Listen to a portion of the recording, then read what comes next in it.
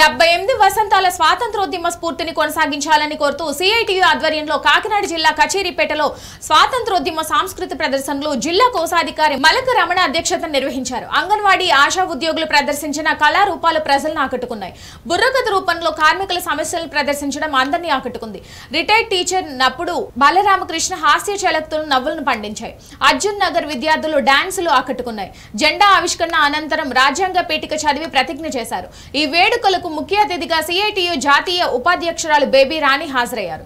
ప్రజలు, కార్మికులు, రైతుల సమస్యల పరిష్కారం కోసం మరో స్వతంత్ర పోరాటానికి మనం అందరం సిద్ధపడాలని ఆమె పిలుపునిచ్చారు. ఈ కార్యక్రమంలో సిఐటియు జిల్లా అధ్యక్ష కార్యదర్శులు దువ్వా శేష బాబ్జీ, చేకల రాజ్ కుమార్ తదితరులు పాల్గొన్నారు.